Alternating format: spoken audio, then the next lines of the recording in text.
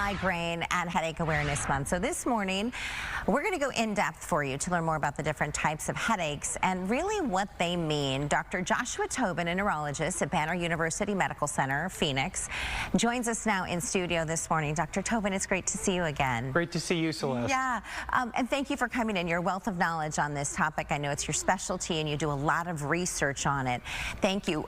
Let's tackle this first question for folks who may just be waking up and they suffer from migraines or, you know, pretty tough headaches. What is the most common type of headache or migraine? Well, it depends on whether or not you look at people who are seeing a doctor and their chief complaint is that of headache versus people with headaches. The most common type of headache is probably tension headache. But tension headache, part of the criteria is that it's either mild or moderate. It's not severe. It doesn't tend to prevent people from functioning. But if your headaches prevent you from functioning and they're interfering in your life, then you're more likely to see a doctor about that. And so when I'm seeing patients in clinic, these patients are much more likely to have migraine. Migraine headaches. And let's tackle that one because I think most people think of migraine headaches and they say, okay, I think this may be it. What is a migraine headache? A migraine headache is a syndrome that usually involves head pain that is usually bad enough that it interferes in somebody's ability to function. Okay. And there's lots of other hints that tell you that it might be a migraine. For example, most migraine is only on one side of your head or the other, not both sides, but it can be on both sides. Migraine is usually moderate or severe head pain, but it doesn't have to be. Migraine usually causes people to avoid physical activity because the head pain is worse. Right. It doesn't have to be. So you touched a little bit on tension headaches, and you said perhaps about a third of the population or so, you know, they deal with tension headaches. Is that something that comes about through stress? Stress is the #1 headache trigger in general.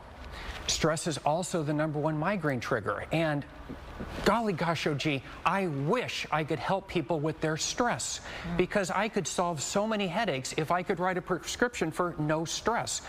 Gosh darn it, that's just not something I can help people with. And how do we get rid of this stress, right? I think that's the tough part. Let's tackle hormone headaches because that's stuff that you can't really control a hormone headache, or can you? Well, you can kind of, sort of. One strategy for preventing hormone-related headaches, and what we're getting at is when women's estrogen levels drop generally about once a month, and the drop in estrogen level can act as a migraine trigger. Well, what if you just take a hormone replacement therapy that includes estrogen, and you never go on a placebo, so you're getting the same amount of estrogen every day. And that can be a strategy for preventing some of the headaches from starting. It does come with caveats, though. And then the last one that we want to chat about is the morning waking headache, because this one, you said, can be quite troublesome for people if you just wake up and you have a headache out of your sleep. Because if you wake up with a headache, there is a greater possibility that that headache is not actually a migraine. It's a greater possibility that that headache is from too much pressure in your head, and that can be from a lot of things. It can be from, and forgive me, I'm going to go medical on you now, idiopathic intracranial hypertension, which is a more serious condition than migraine because it can cause permanent damage to your vision. It can also be a sign of obstructive sleep apnea, which is a condition in which you stop breathing in your sleep and your oxygen levels drop. So if your headaches tend to start in your sleep, that's what we think of as a red flag, and think really hard about seeking medical care for those. Okay, and something we chatted about last week when you were in was the idea that worry is something that you're seeing also as the #1 cause of migraines, and I think a lot of times we don't think about that. Worrying is a very common cause of non-restorative sleep. Stress is the #1 migraine trigger.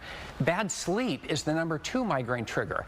And the tragedy is very frequently the reason that people are sleeping poorly, those reasons are completely treatable.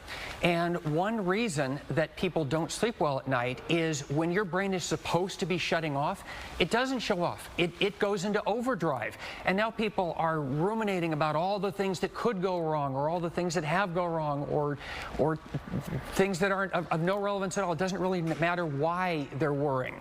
But they're worrying, and that's keeping them up, and that's keeping them from not waking up refreshed, which is making it easier for them to have a migraine. Dr. Tobin, thank you so much for your time this morning. We so appreciate it. We hope all of you at home, we wish you good health and no headaches, for sure. Amen.